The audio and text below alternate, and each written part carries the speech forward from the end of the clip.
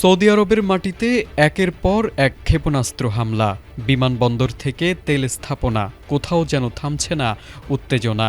ইরানকে মোকাবিলায় আমেরিকার সঙ্গে হাত মিলিয়ে সৌদি আরব যে কৌশল নিয়েছিল, এবার কি তারই কঠিন মাসুল গুনতে হচ্ছে?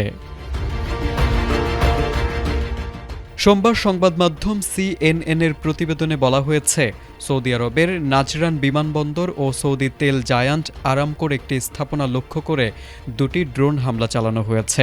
ইরানের ঘনিষ্ঠ মিত্ররা দাবি করেছে, নাজরান বিমানবন্দরের একটি সংবেদনশীল লক্ষ্যবস্তু এবং আরামকোর একটি স্থাপনাই ছিল হামলার লক্ষ্য। তাদের ভাষ্য, সাদা গভর্নরেটের আকাশসীমা লঙ্ঘনের জবাব হিসেবেই এই হামলা চালানো হয়েছে। তবে হামলার বিষয়ে সৌদি আরবের পক্ষ থেকে তাৎক্ষণিকভাবে কোনো নিশ্চিতকরণ পাওয়া যায়নি। আধুনিক জেনারেল হাসপাতাল ও উন্নত প্রযুক্তি এবং অভিজ্ঞ চিকিৎসক দলের নিরলস প্রচেষ্টায় আমরা আছি আপনার পাশে।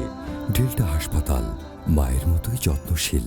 এর আগে ইয়েমেনের সামরিক বাহিনী জানিয়েছিল, গত ২৪ ঘণ্টায় ইরান সমর্থিত সশস্ত্র গোষ্ঠীর লক্ষ্যবস্তুতে ৮১টি অভিযান চালানো হয়েছে।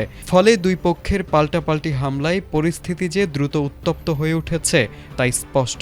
বিশেষ করে জুলাইয়ের শেষ দিকে লোহিত সাগরে সৌদি জাহাজ চলাচল নিয়ে অবরোধের ঘোষণা দেওয়ার পর উত্তেজনা আরও তীব্র হয়েছে।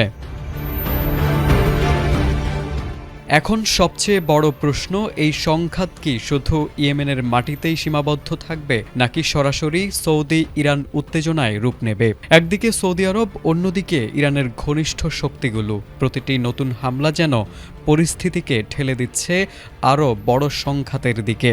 মধ্যপ্রাচ্যের এই অস্থিরতার পরিণতি কোথায় গিয়ে থামবে, সেটি এখন নজর রাখার বিষয়।